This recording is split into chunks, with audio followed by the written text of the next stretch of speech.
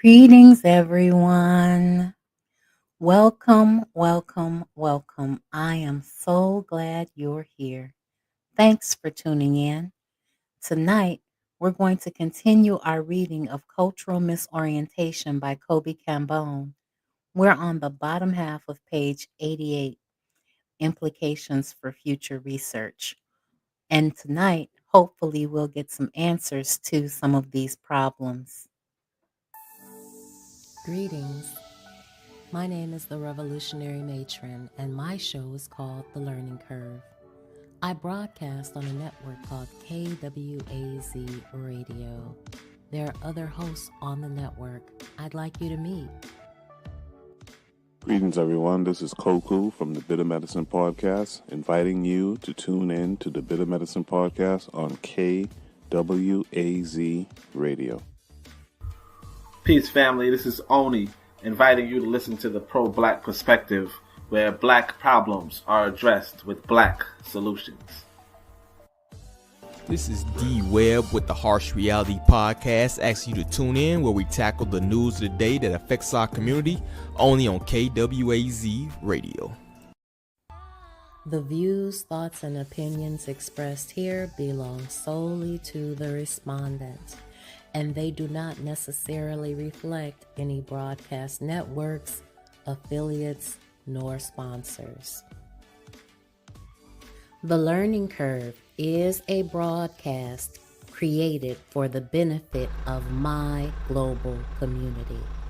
Black is a consciousness. Content is being used for our commentary, research, criticism, education, scholarship, teaching, preaching, and news reporting. No copyright infringement is intended. I will make enunciation mistakes. I will give you my opinion about the information.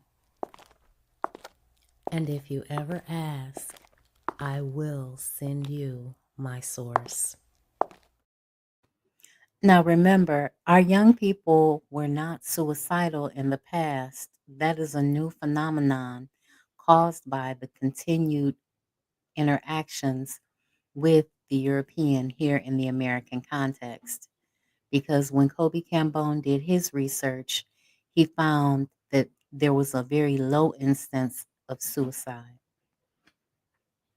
For the sake of exploring some of the heuristic or problem solving implications of this discussion, I have developed a series of theoretical cultural misorientation scale profiles and some prediction diagrams that may provide some initial direction for future CMS research. Again, he recognized that his research was not complete and he was giving you a guide to look toward the future research that you would do. The first set of CMS profiles, which are profiles A through E, attempts to depict the theoretical subscale relationship combinations that might characterize cultural misorientation as contrasted with moderate cultural misorientation, minimal cultural misorientation, and severe cultural misorientation levels. For example, Figure 4A depicts a CMS scoring pattern reflecting high scores in both individualism and materialism subscales, a moderate level score on the alien self subscale, and low scoring patterns on the remaining three subscales, which are anti self, self destruction, and integration. That individual he described had a minimal amount of cultural misorientation. The scoring pattern, this scoring pattern is designed as representing a minimal cultural misorientation profile. Figure 4B also represents the minimal cultural misorientation profile because it depicts a similar pattern of scores except for the integration subscale, where the pattern has shifted from low to moderate level scoring patterns. Of course, other patterns are also possible that are consistent with the minimal cultural misorientation level, such as a 3 moderate and 3 low scoring patterns, or 4 moderate and 2 low scoring patterns. Figures 4C and 4D, on the other hand, represent the moderate cultural misorientation profile. In this case, 4C depicts a cultural misorientation scale scoring pattern reflecting high scores on 3 of the subscales: individualism, materialism, and alien self, and moderate level patterns on 1 of the subscales: integration, and low scores on the remaining 2 subscales: anti self and self destructive subscales. Whereas 4D, a similar but slightly different pattern of high scores on 4 of the 6 subscales, the integration subscale is added in this instance. Naturally, another scoring pattern of moderate level scores across the 6 subscales would also represent this profile. Finally, Figure 4E depicts a cultural misorientation scale scoring pattern reflecting high scores on each of the 6 subscales. This scoring pattern is thus designated as representing a severe cultural misorientation profile. This profile would also be represented by a pattern of high scores on 5 of the 6 subscales. So what he's saying is that as you attempt to integrate into their society, your cultural misorientation score goes up higher and higher. You can be individualistic and materialistic and have a relatively low set of cultural misorientation or minimal cultural misorientation.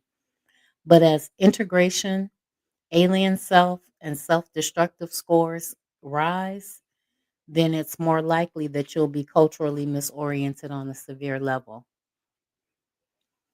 The last set of diagrams, figures 4F through 4H, depict some research models which propose certain relationships between the different cultural misorientation levels, subscale scoring patterns,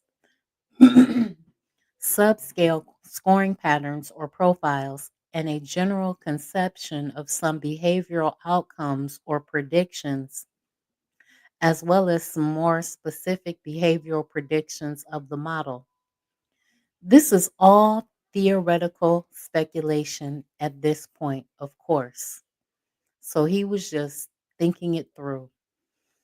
Although the reasoning is well grounded in and consistent with the broader cultural misorientation paradigm that has been proposed herein, yet it remains to be demonstrated whether these profiles and their predictions will bear any substantive fruit in our better understanding of the cultural misorientation phenomenon.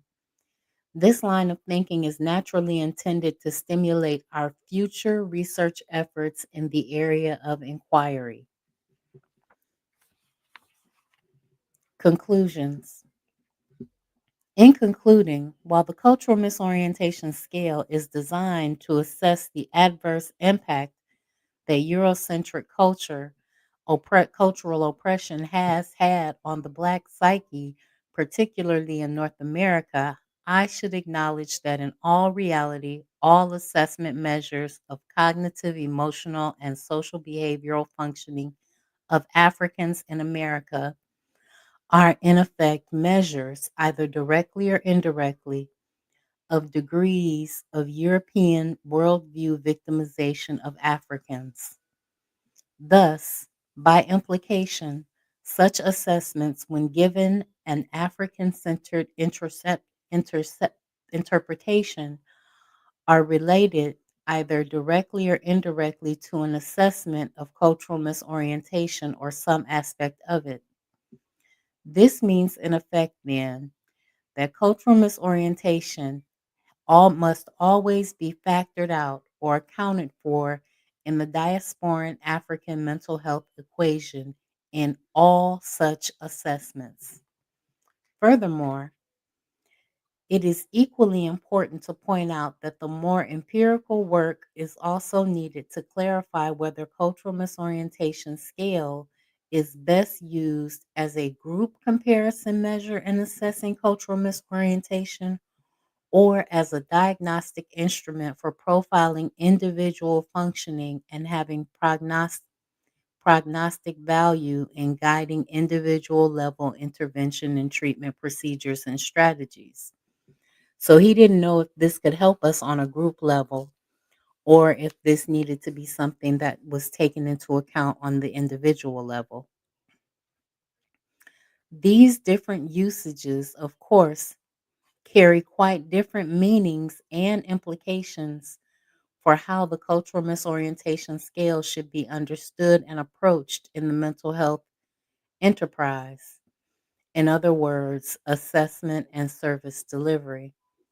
Future research, especially geared toward distinguishing these usages of the cultural misorientation scale, will be required to address these issues. And what he basically said is that when you have minimal cultural or misorientation, you have some racial cultural disempowering behaviors. When you have both moderate and severe cultural misorientation, there's a preponderance or a lot of racial cultural disempowering behaviors. Additionally, moderate minimal cultural misorientation has individualistic and materialism orientations. Moderate cultural misorientation has individualistic, materialistic, integration, and self destruction orientations. Severe cultural or misorientation has individualism, materialism, alien and anti self integration, and self destructive orientations. So, at the point that you get to moderate misorientation, you are at risk of self destruction. When you are when you are suffering from moderate to severe cultural misorientation, you are also at risk for serious Eurocentric mental disorder symptoms. When it's minimal, you may have low self esteem and stress coping problems. So, as you can see, the longer we're around them, the more we take on their traits and characteristics, the more we have problems with our self identity. And because we have those problems with our self identity and connecting to ourselves, our African minds, we become culturally misoriented because we're seeking integration with something that shouldn't be integrated with. Remember, integration is death. Greetings, Anthony McPhail. He says, peace and happy African Our Story Month. Exactly, it is Our Story Month. Finally, future research seems to also be called for in relation to clarifying the utility of the cultural misorientation scale in assessing special populations of Africans, such as applications to different African descent nationalities throughout the American diaspora, as well as across different African ethnicities. Hence, cultural misorientation scale research should be extended with careful consideration of contextual variations to the study of Black populations outside of the U.S. geo-social environment, incorporating whatever contextual modifications in the cultural misorientation scale item content that may be required. Future research with the cultural misorientation scale suggests many challenging and exciting prospects for broadening our understanding of the true and full psychological mental health impact of Eurocentric cultural oppression of African descent populations, both domestically and possibly even globally. The next chapter will look at some of the African centered mental health intervention and prevention strategies that are called for by the cultural misorientation paradigm. Hopefully, he gives us answers in this chapter. And he has a quote. Chapter 5 starts with a quote by Carter G. Woodson. When an African has finished his education in Eurocentric schools, then he has been equipped to begin the life of an Americanized or Europeanized white man. Intervention and prevention of cultural misorientation toward the eradication or elimination of cultural misorientation. So he wanted to rid us of this disease. But the reality of the situation is that we have to get away from the problem. We have to get away from the cause of this disease. And until we can get away from the cause of this disease, we will continue to have these problems. Introduction. African centered intervention and prevention based on the cultural misorientation paradigm naturally requires the construction of new approaches to mental health services and delivery in the African community that are consistent with the African survival thrust of African centered psychology. So, in other words, we have to look at this thing from our perspective and stop looking at it from their perspective.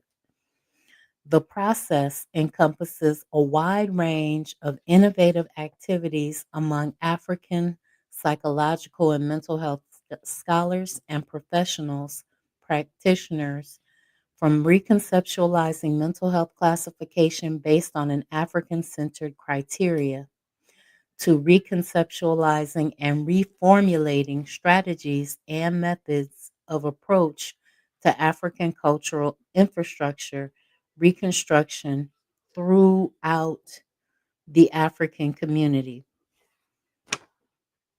In this chapter, we will look at these issues and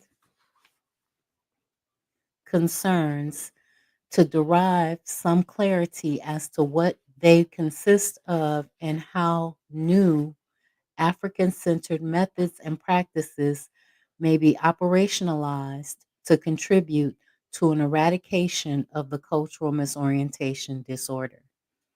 So we sick, boss.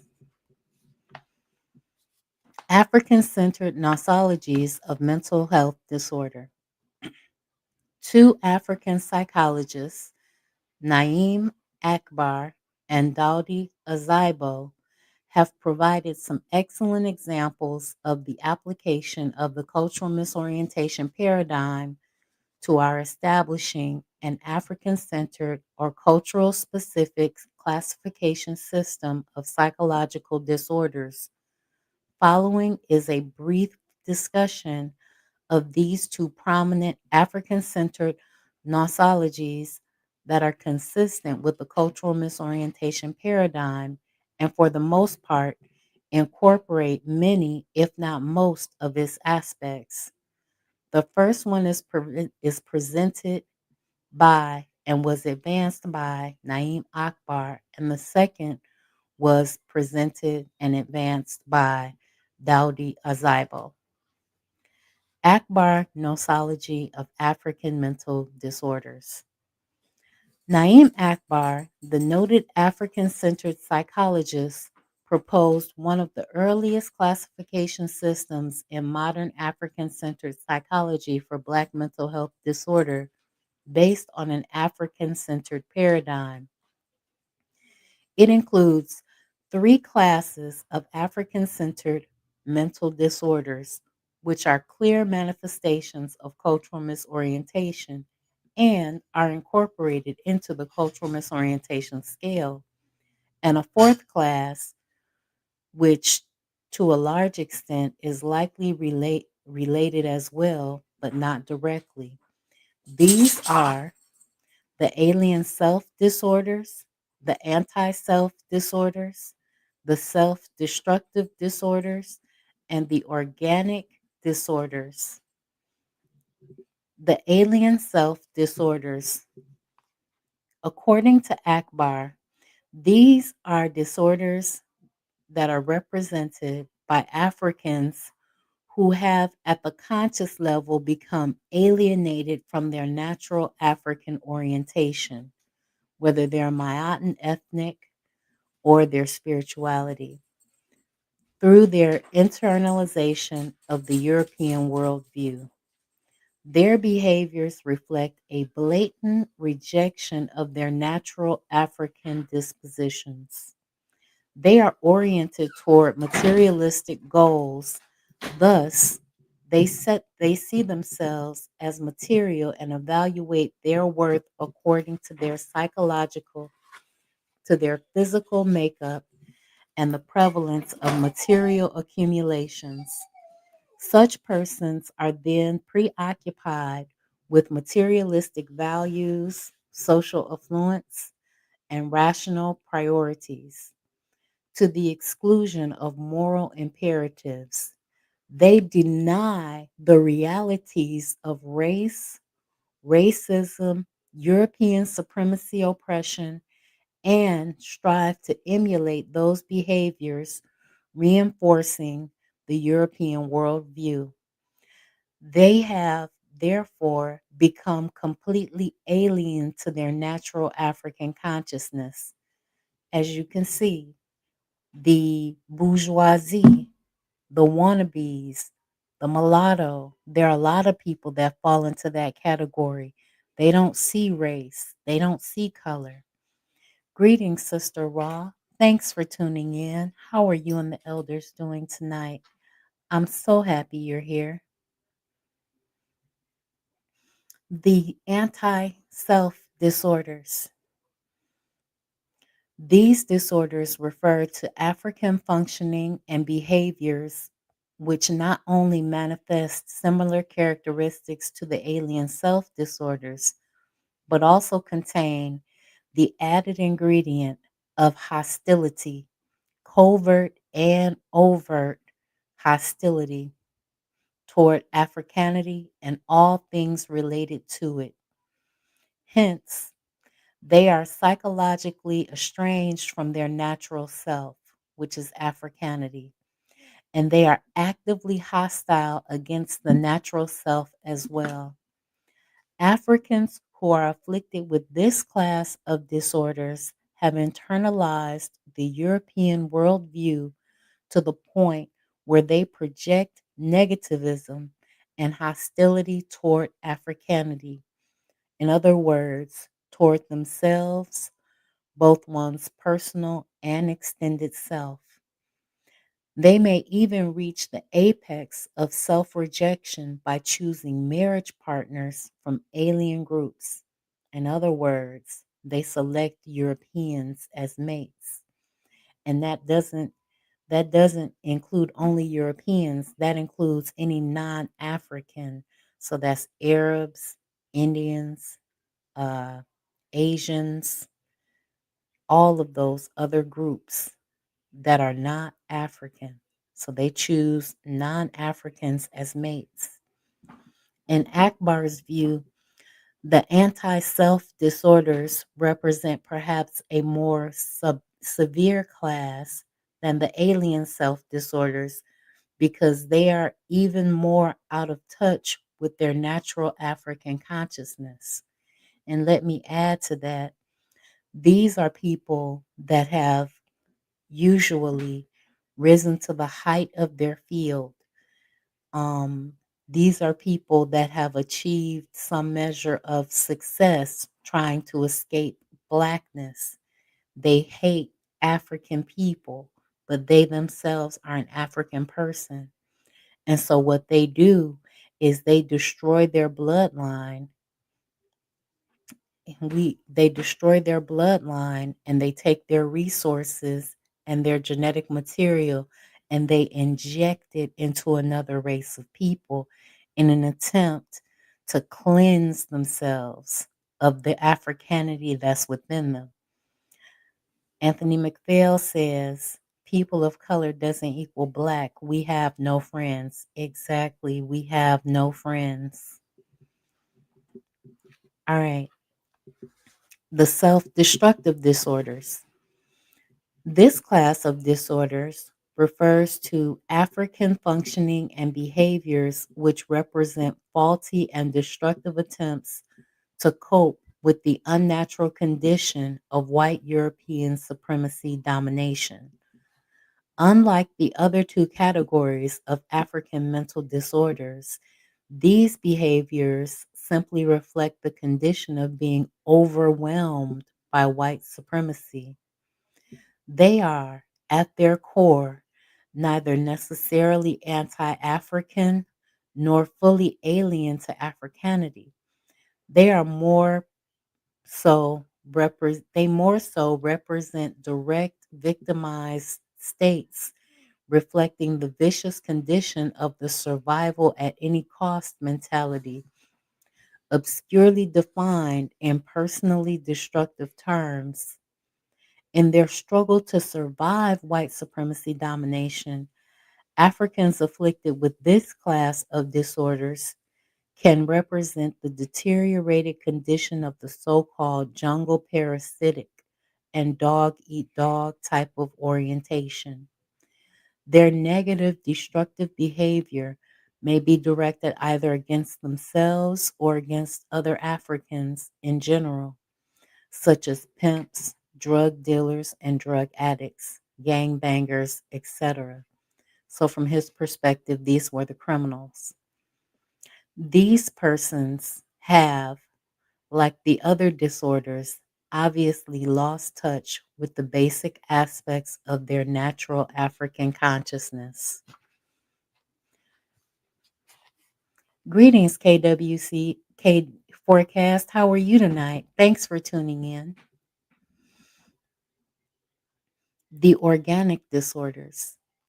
This class of disorder refers to dysfunctional African functioning and behaviors which result from major psychological and or biochemical dysfunctions that have cultural oppression underpinnings. In other words, the interaction between biochemical, social, and psychological factors, deprivation of material resources like proper nutrition and malnutrition, medical and healthcare services, exposures to biochemical health hazards such as toxins or, at the time of this writing, Agent Orange, adverse reactions to drugs resulting in the onset of mental disorders can and usually do occur as a consequence of European supremacy oppression of Africans. Such mental disordered conditions among blacks as mental retardation, drug related disorders, senility, and what is commonly called schizophrenia or a variant of it, among many others, may all operate under this class of disorders. So, people that have schizophrenia, people that are shell shocked, people that went to the war, that uh, people that were born with something wrong, or you know how they talk about the vaccines and they higher instances of autism. So all of those people that are born that way or that have had something happen that has gone on to impact their actual brain waves because of the white oppression that they face could fall into this category. Azibo's model of African mental health disorder. Dawdy Azibo has proposed some 16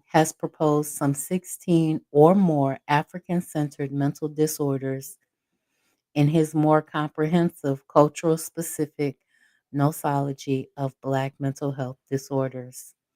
Azibo, writing in 1989, then has contributed a broader scheme than Akbar, which is also based on the cultural misorientation construct. Azibo has, in fact, proposed that cultural misorientation represents basic African mental disorder and, as such, serves as the foundation or the initial condition of African psychopathology from which most other forms of African cultural specific mental disorders derive. Azibo's nosology includes some 8 or 9 major classes encompassing 10 or so subcategories of African specific mental health disorders, including the condition of menticide, as written by Dr. Bobby E. Wright, and we read that earlier, in which he sees as the most severe deteriorated form of Black psychopathology.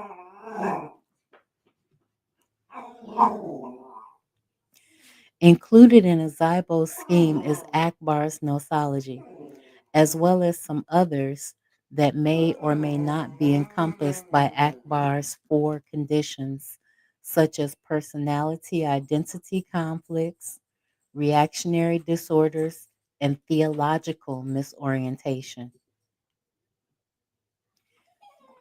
His nosology consists of 4 categories of disorders that occur among Blacks: peripheral DSM 4 type disorders, non racial biogenetic disorders, neurotic states, and disoriented states, psychological cultural misorientation, menticide, and a more general category that he calls other Black personality disorders, for which cultural misorientation and menticide are the predisposing conditions. Azibo's system begins with his conception of normal Black personality, functioning as a condition similar to Cambone's and other Afrocentric models. Succinctly, normal Black personality functioning or mentally healthy functioning Blacks, or mentally healthy functioning in Blacks consists of African people manifesting behaviors which fulfill the African survival thrust of African racial cultural self affirmation, perpetuation, and fortification. In other words, maintaining an African centered cognitive structure. He refers to this condition as genetic blackness, being in congruence with the psychological Blackness, or in a simplistic sense, Black people behaving in a pro Black manner. You hear that? If you're not behaving in a pro Black manner, you are demonstrating culturally misoriented behavior because your survival thrust has been diminished based on your experiences with Europeans. Azibo regards cultural misorientation as basic Black personality disorder in that it denotes the psychobehavioral processes of operating without an African centered belief system. The individual proceeds with a cognitive definitional system that is non Black or non African. This is illustrated as genetic Blackness being incongruent with the psychological Blackness or Black people behaving in an alien, anti Black, or in a non racially culturally affirmative manner. The following chart, which I will read, summarizes Azibo's nosology. So, These are some of his diseases. I'm going to give you the category type, and then I'm going to give you the description of it. Psychological cultural misorientation, genetic blackness minus physiological, psychological blackness. Alien concepts comprise the African cognitive structure. Menticide, which has two subcategories: alienating menticide and peripheral menticide. This is where the African psyche is void of any pro Black orientations to life. Menticide resulting from attacks on psychological Blackness, alienating self, or menticide that leads to peripheral disorders. Peripheral personality disorders. This, these are non-racial biogenetic disorders, neurotic states, and disoriented states that do not negate otherwise correct Black orientation. Materialistic depression. Materialism serves as the basis for self-other valuation. So, how you value yourself is based on the materials that you're able to have. These are people that have to have a Rolex or whatever car is hot right now. I was going to say a G Wagon. These are people that value objects over people and over themselves. Alien self disorders, Eurocentric self definition in Blacks. That means that they identify with white people. Alien self disorders, Eurocentric self definition, plus hostility towards Blackness and Africanity. Those are the anti self disorders. Personal identity conflict, non African centered reference for personal identity. Individualism, the desire and practice of being unique, different, and self centered. These are the people that pride themselves on being the first and only. Sexual misorientation, things at this time like homosexuality and lesbianism that is non genetically based. Also, the variety of sexual perversions. We see anxiety, problems of alienation, assimilation, and denial of Blackness accompanied by anxiety. Reactionary disorders, direct maladaptive responses to oppression indicating a breakdown in one's coping mechanism. Psychological brainwashing, when Blacks have pro Black thoughts and ideology purged from their heads. Psychological burnout, deep seated fatigue accompanied by disgust, disappointment, doubt, and disillusionment of the Black struggle. We all know someone like that, don't we? Oppression, violence, reaction. Unpremeditated violent acts directed at Blacks or non Blacks or property caused by racism and oppression. Self destructive disorders. This is increasing in our children. Negative lifestyles and behaviors that are anti Black or weakeners, collective or weakens collective racial survival. Organic disorders, biochemical disorders caused by racism and oppression. This is all the Black people live near the toxic plant.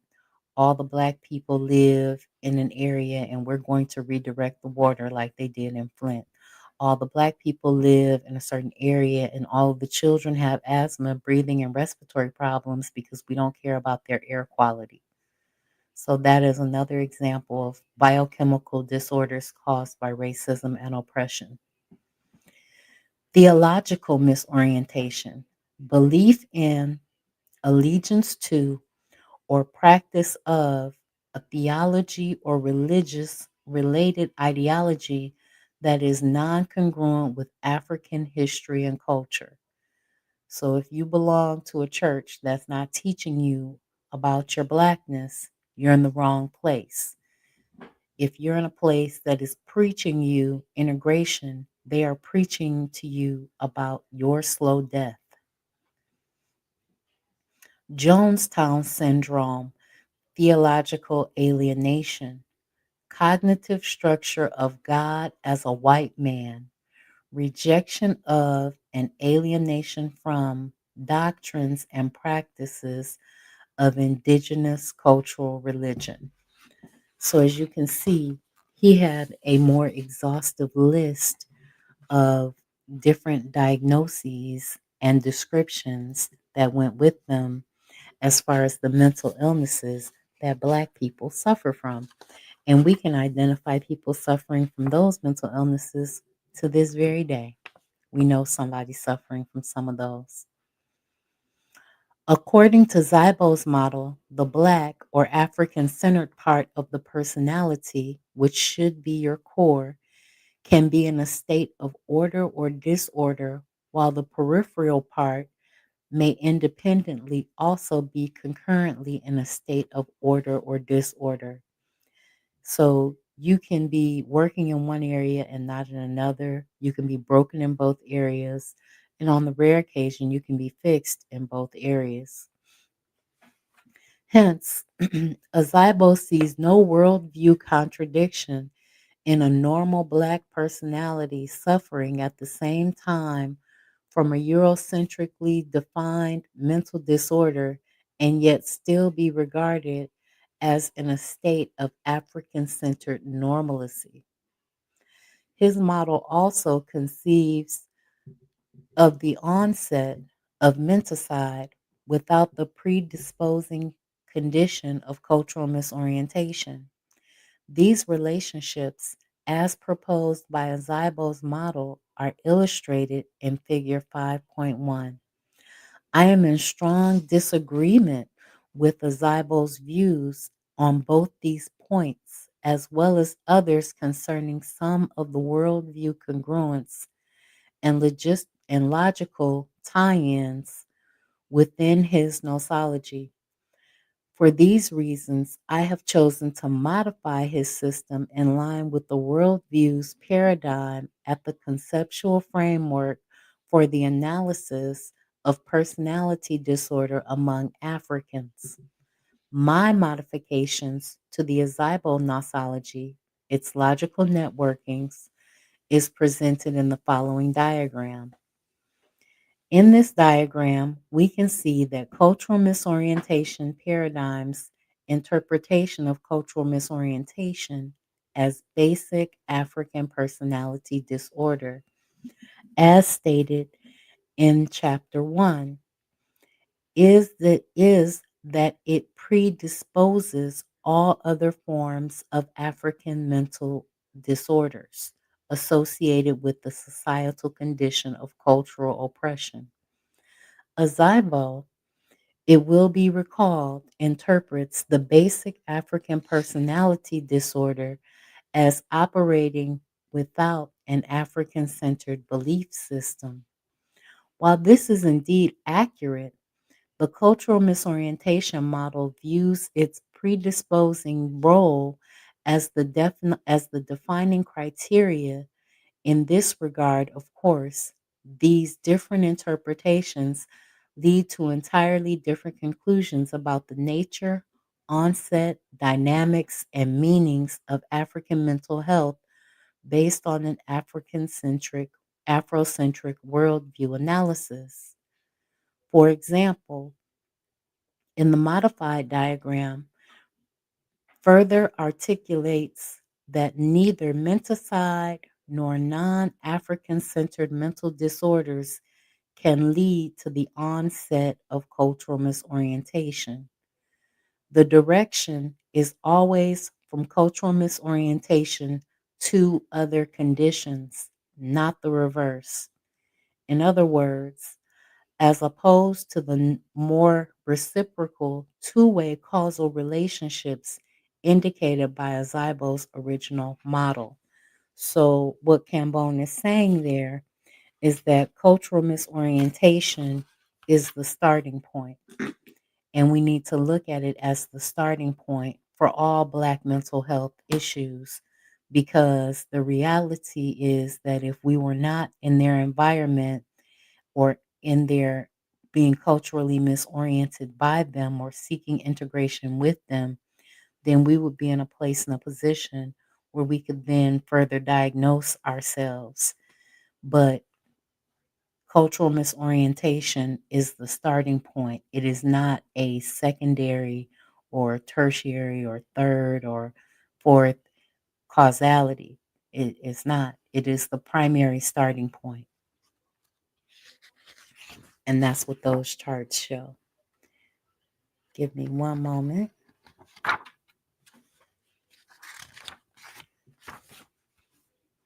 While I am therefore in strong agreement with Azibo's interpretation of cultural misorientation as basic African personality mental disorder, I at the same time disagree with what appears to represent his interpretation of the role of cultural misorientation in the occurrence of non African, European culturally defined mental disorders in Africans, such as those contained in the DSM 4 or the American Psychiatric Association's listing of diagnostic manuals, listing of diseases,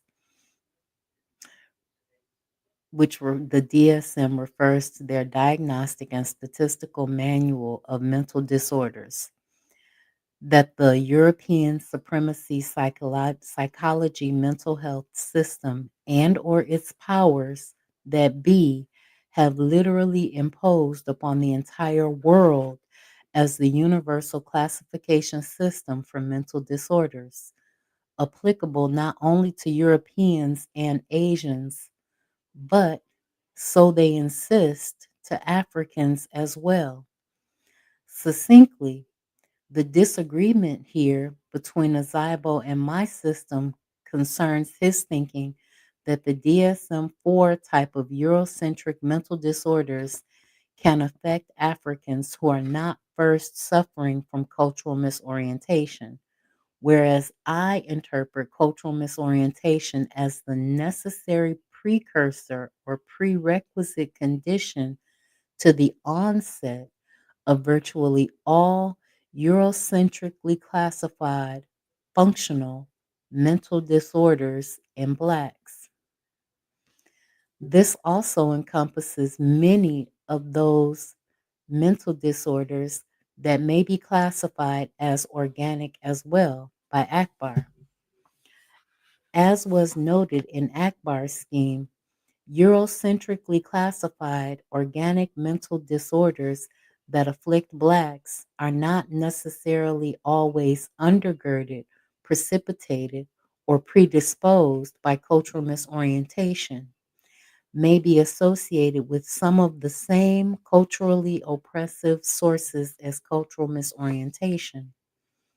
This is especially the case where such disorders are associated with the etiological chain, including socio-environmental forces such as some many some or many stress-induced cardiovascular disorders and some brain disorders and disorders of the nervous system. In other words, some mental retardation conditions. At the same time, however, Africans' adoption or internalization of the Eurocentric models of biological functioning, health, and nutrition, and the Eurocentric practices associated with these models is in no doubt intimate, intimate, is in no doubt intricately related to a greater or lesser degree to the influences of cultural misorientation. In other words, the cultural misorientation paradigm takes the position that many organically based mental disorders in Africans most likely have resulted in whole or in part from their having adopted and or internalized the Eurocentric models of biological and biomedical functioning and health and nutrition and the Eurocentric practices associated with those models. This is essentially a basic characteristic of cultural misorientation. So, again, Cambone is saying cultural misorientation happens first, all these other problems happen after that. But if you have a strong African self consciousness, or a strong African survival thrust, then these problems are lessened because you don't have the Eurocentric mindset and you're not as subjected to the Eurocentric survival thrust. You don't have that within you. You're not putting on white eyes or blue eyes, as they said Saturday night on Shoot the Breeze. On the other hand, as previously stated, I am in full agreement with Azibo's model in its assertion that cultural misorientation is prerequisite for the onset of what he calls African specific personality mental disorders. Although he has on occasion drawn exception in the case of menticide, whereas I do not. That is, Azibo's model asserts that the most severe form of African mental health disorder that we have thus far identified is that of menticide, can occur without the precondition of cultural misorientation. Since the cultural misorientation paradigm makes no such exception, these issues may eventually have to be submitted to much more rigorous deliberation and perhaps some form of empirical resolution. It is sufficient at this point in the discourse regarding the cultural misorientation paradigm and African mental health to simply acknowledge the controversy for the sake of clarity in articulating the nature of this construct, at least at the theoretical level of analysis. Of course, the testing of these issues against practical African reality, in other words, determining whether they have interpretive, interpretive, interpretive utility in the real world of African experience will ultimately be required to resolve the variant models. Overall, although some of Azibo's proposed conditions and classifications may lack the desired level of conceptual and operational clarity at this point, it is the idea of the system itself and its attempt at a broader level of application that is being emphasized here. Naturally, more conceptual work needs to be done in order to bring to the forefront the full value of this potential contribution relative to earlier systems. Some of the African centered intervention and prevention strategies. Finally, solutions, where implications for the treatment and prevention of these types of disorders in African personality and mental disorders among Africans are concerned, while the development of some of the specific procedures and practices may have to await the completion of a more definitive, unambiguous classification system or nosology. The cultural misorientation paradigm suggests that the primary focus lies in the area of reawakening and enhancing or strengthening African self consciousness. As has been shown, the evidence clearly suggests that most Africans in America exhibit severe distortions in their African centered self consciousness as a result of their basic acceptance and internalization of the anti African survival thrust of the European worldview. In other words, assimilation, psychological internalization, and identification with Eurocentric culture. Thus, as was proposed earlier, most Africans in America probably suffer from moderate to severe levels of cultural misorientation and are therefore in serious need of innovative African centered psychosocial level interventions that is directed toward reestablishing the natural harmonious relationship between the genetic and conscious African self consciousness levels of African identity within the African personality system. I have proposed elsewhere that African centered preventative intervention for Black personality disorder in America must involve the implementation of Afrocentric social communal level interventions and prevention procedures. This preventative intervention must occur in terms of the creation of institutional level processes that define, support, and reinforce African self consciousness. In other words, the creation of Afrocentric institutions that will eradicate cultural misorientation from the African cycle system. Specifically, I have proposed that functionally relevant African mental health preventative intervention healing must involve the rebuilding and reinstitutionalizing of the African cultural infrastructure that was virtually destroyed by the 5 and 700 year Maafa African Holocaust.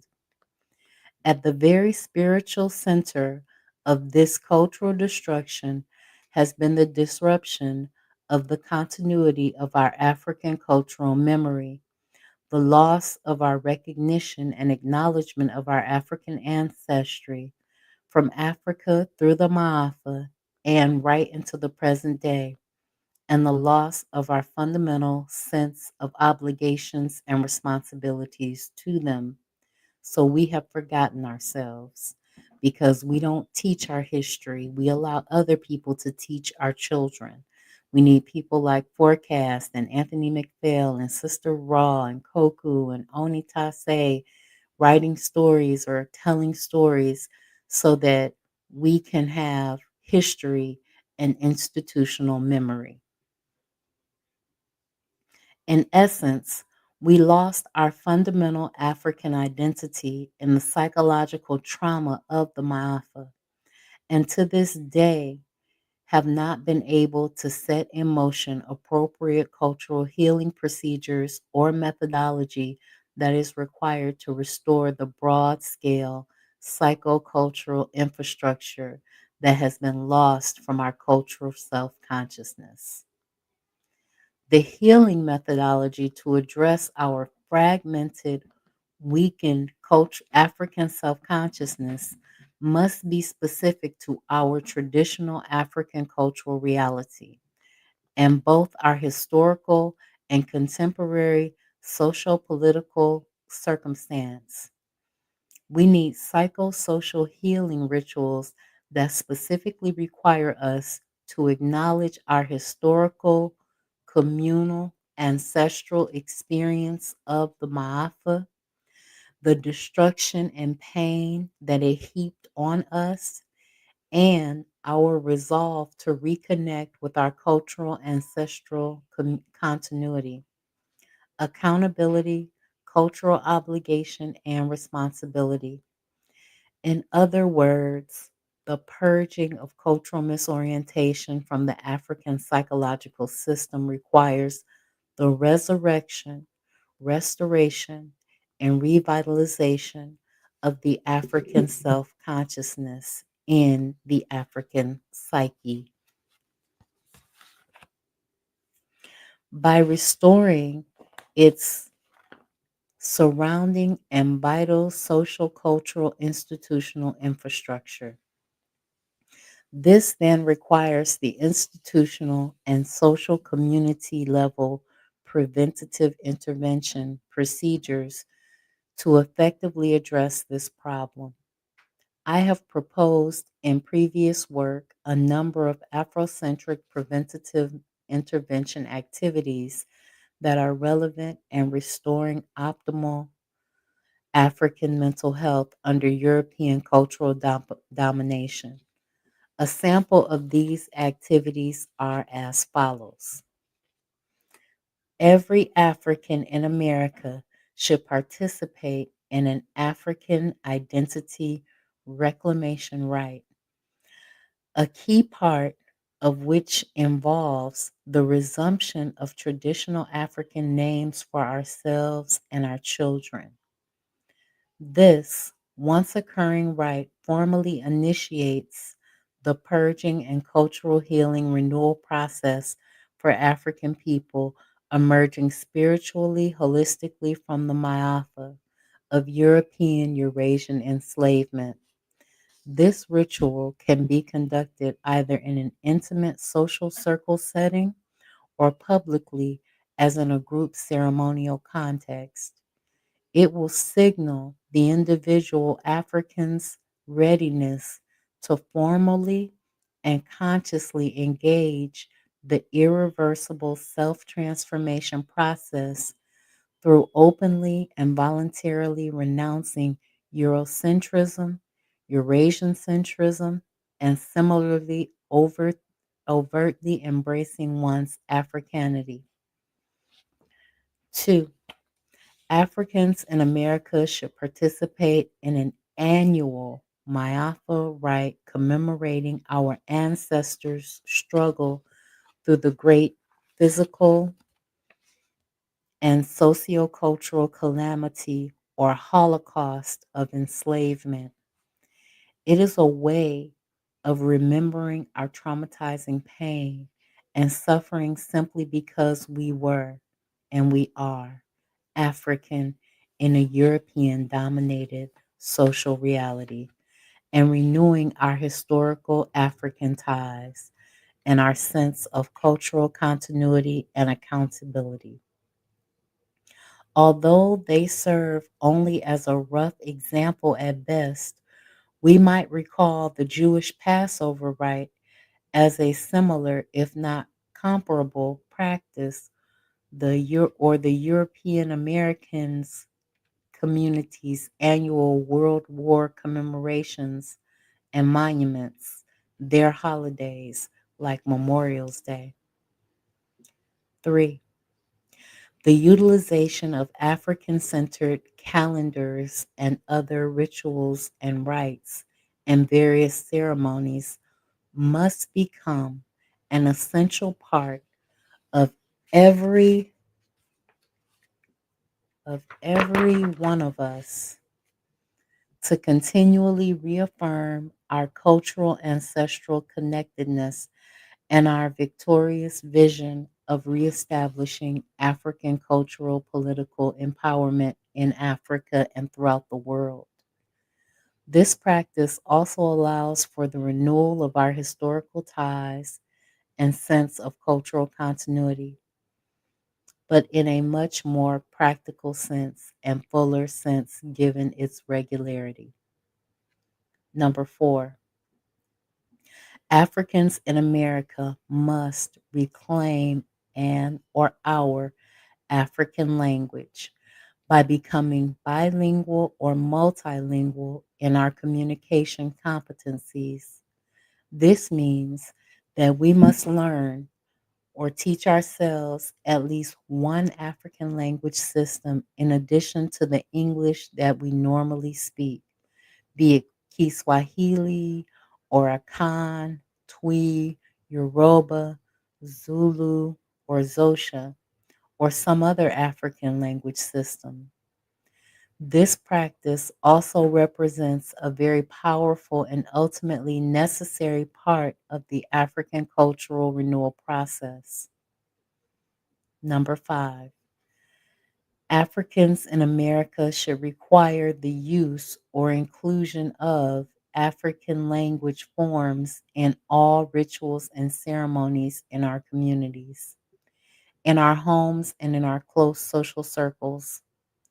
Over time, this practice should be incorporated into an all African centered ceremonial activity and practices.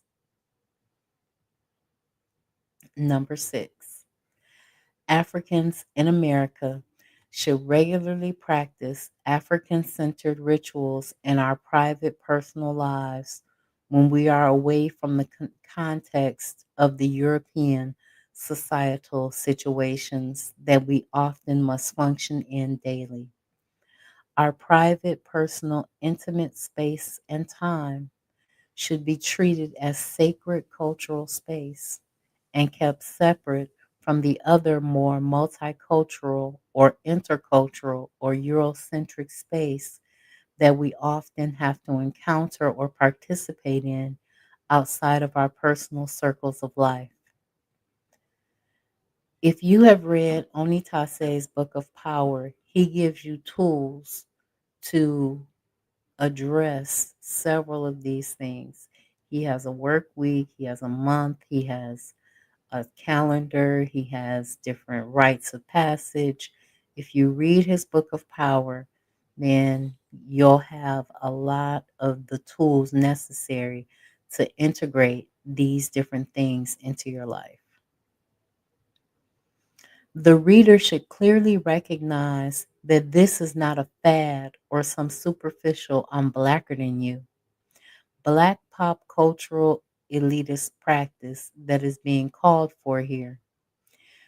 We have developed popular being African for a day and similar other fads in the past, primarily because we didn't have or we weren't operating from a larger, more substantive African centered paradigm to practice such activities and practices within the proper context and framework to give them serious, self empowering, and cultural recovery and renewal meaningfulness.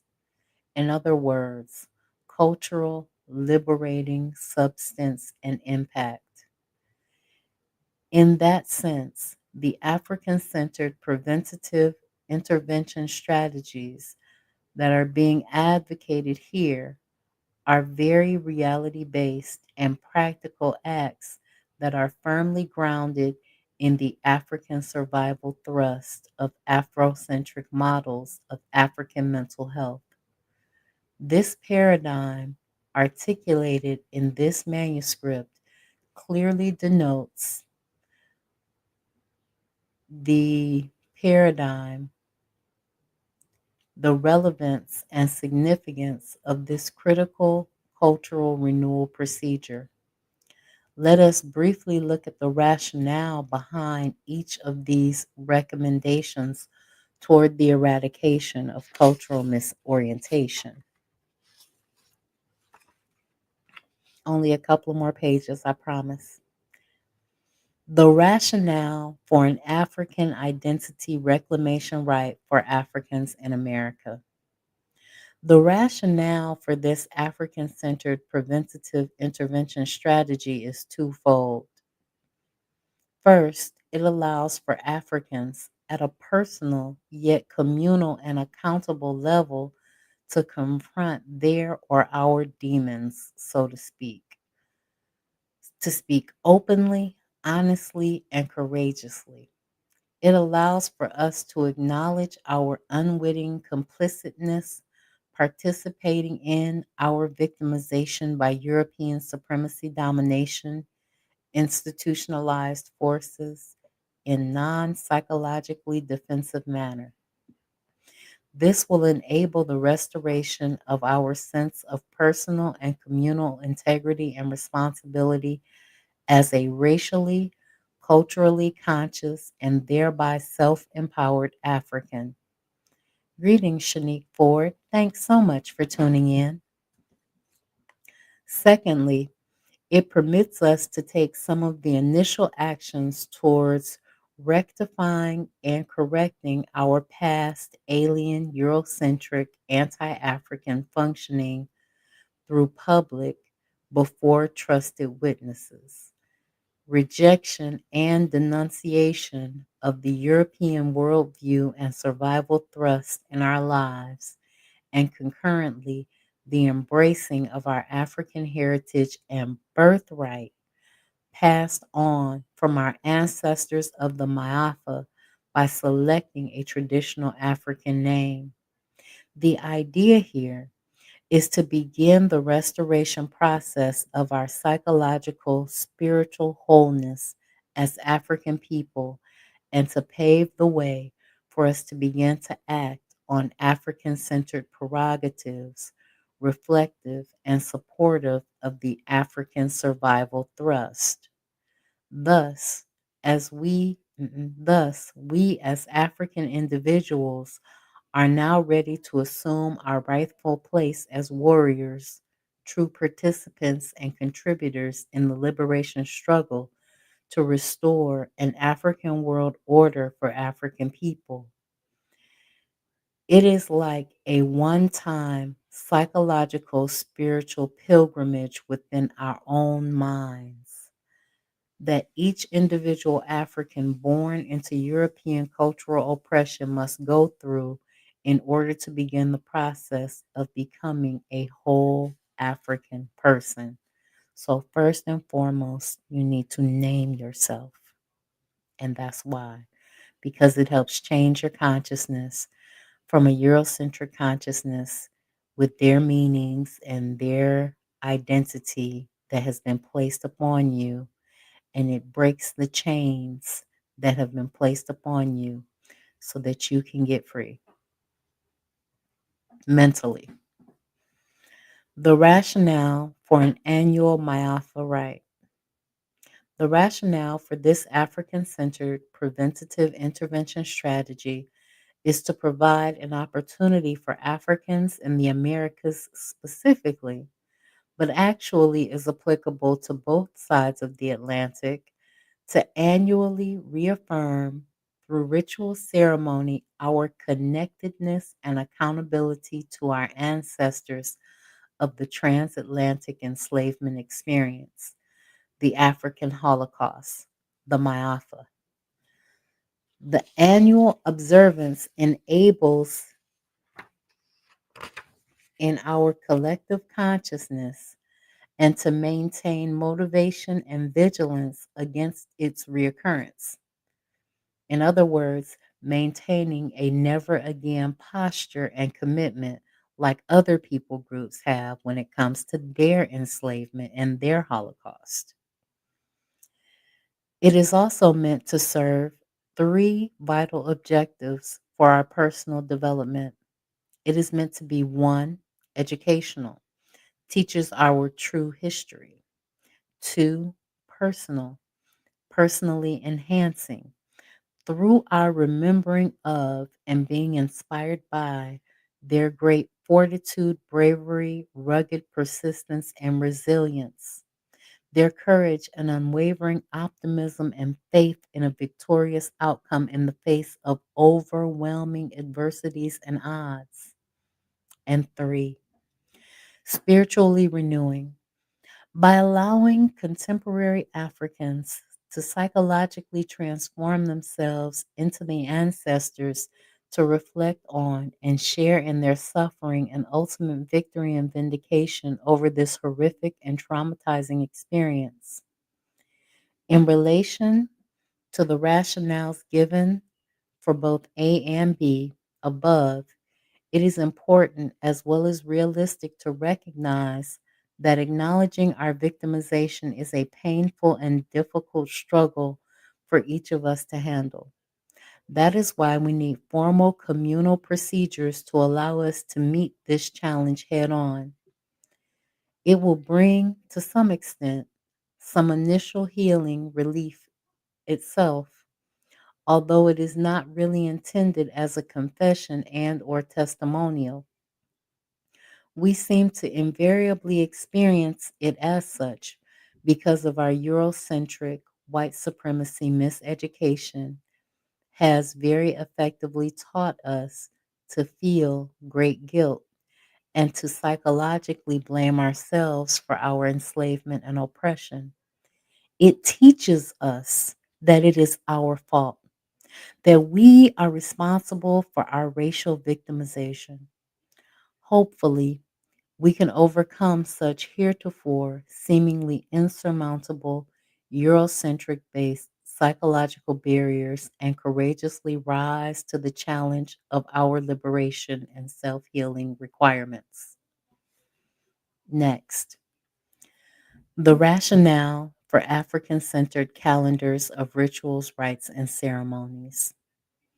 The rationale for this African centered preventative intervention strategy is essentially to provide a structure for the scheduling of regular cultural observations to inform, educate, fortify, reinforce, and enhance our African cultural identity and consciousness. The rationale for our developing bilingual, multilingual African language competencies. Let me first say that most of us speak a colonizer's language. I'm speaking one right now. You're listening to me in one right now. And these are languages of commerce so that you can trade with the foreigner, so that you can intermix with them. But I don't know an African language. I don't know Swahili or Twi or Akan. I don't know those languages yet. I'm working on it. But anyway, the rationale for this type of African centered preventative intervention strategy is to enable diasporan Africans to experience the psychological empowerment of self determination, thrust of being able to communicate with other Africans independent of European centric thrust, of being able to communicate with other Africans independent of the English language or Spanish or French or German or whatever language you speak. And it's European supremacy domination based conceptual incarceration. The utilization of African language forms at every available opportunity will also enable us to restore original and authentic meaning and interpretation of much of our diasporan experience and to maintain its undergirding cognitive restructuring. Furthermore, it is a basic part of the restoration of cultural integrity among diasporan Africans. At this point, I don't think that it really matters which ethnic language diasporan Africans adopt, since no general consensus has been reached among Pan African scholars regarding this issue. So, learn an African language. The rationale for using African language forms in all rituals and ceremonies. The rationale for this related African centered preventative intervention strategy is obviously to liberate African rights and customs from alien conceptualized limitations and distortions and the political shackles of European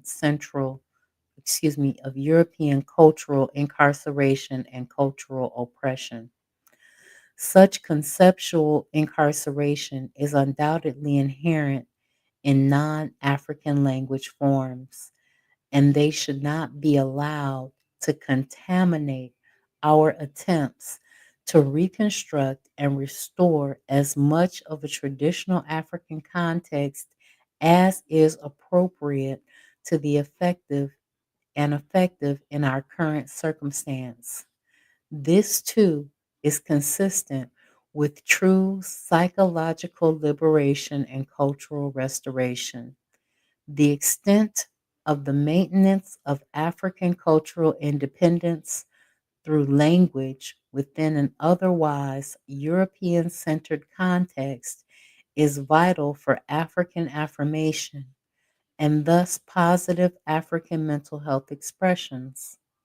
It is critical to maintaining an African psychological power base over African cultural expressions to whatever extent is possible. The rationale for the practice of African centered rituals in our private personal lives. The rationale for this African centered preventative intervention strategy is to allow us to establish sacred African centered spaces and activities within our intimate personal space and activities. This is vital to establishing and maintaining a culturally regenerative environment and practices conducive to African cultural affirmation at the individual personal level of experience. It allows us to preserve and protect our cultural forms within the security of our personal intimate space as African people operating within a broader European supremacy and domination environment. In summary, then, the type of African centered preventative intervention required by the cultural misorientation paradigm calls for the rejection of the traditional Eurocentric models of mental health, projecting the European survival thrust and focusing exclusively on an individual level behavioral change and cognitive restructuring. It further calls for a radical reconceptualization of African mental health in America through the rejection of the European worldview and the adoption of the alternative worldview framework of African reality anchored African reality anchored in the African survival thrust, which defines the true nature and conceptual parameters of African mental health.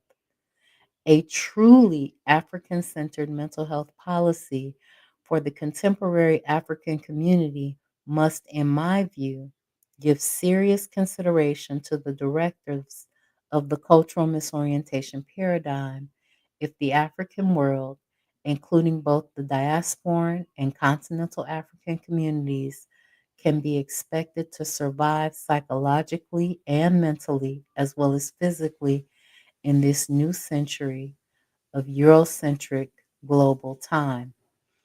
The final chapter, which we will read next week, will place the cultural misorientation paradigm and its psychological implications in the broader context of the African liberation movement. So, as you can see, he did not have a complete ideology. He did not have a complete ideology, but he had a way in which we were supposed to go about getting our minds free. He worked with people like Naim Akbar and other scholars of the time in attempts to give us liberation tools and strategies because we first have to define these things in African centered terms. Sister Ross says, me recall as a child in the America, some black people spoke a language called Pi Latin. Oh, me recall it because it was English words backwards. Yes, I've heard of Pig Latin. I hadn't heard of Pi Latin.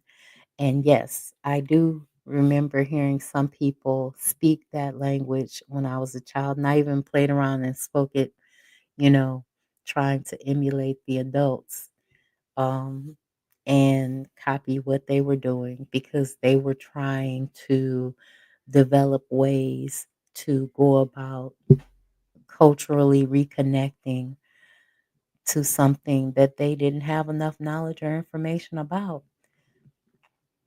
We have to get to the point where we are connecting to things that matter. I was watching Kofi, the Black critic, and he was talking about Tariq Nasheed. And this is not going to turn into a Tariq Nasheed uh, diss track, but Tariq Nasheed has been a pimp. He has been a Pan Africanist. Now he's a FBA. He basically is a white nationalist. And he's gone through all of these different identity shifts because he's chasing dollars. He is completely culturally misoriented. He is completely wrong in his guidance of what it is that he's striving for. But he is a sick African, and he's not one I could work with because he's a total grifter. But he is one that is sick. He doesn't know what he is supposed to do. He doesn't know what direction he wants to head in. He doesn't know who he wants to pander to. All he knows is that he wants your money. And he will say whatever is necessary in order to get your money. Did you guys enjoy tonight's reading? I know that I enjoyed reading it. I know that Kobe Cambone went through great strides to talk to us about the fact that he did not agree with the idea that cultural misorientation is not the primary perspective, that he and Azibo disagreed on that. He felt that cultural misorientation is the default perspective of Black African people, and all of these other diseases and disorders come into play after the cultural misorientation to some degree or level has occurred. Oh, Sister Ross says it's right. It was Pig Latin. Yeah, I remember Pig Latin. So, all right, I want to thank Anthony McPhail, The Forecast, Sister Raw, Shanique Ford, Koku, Oni Tase.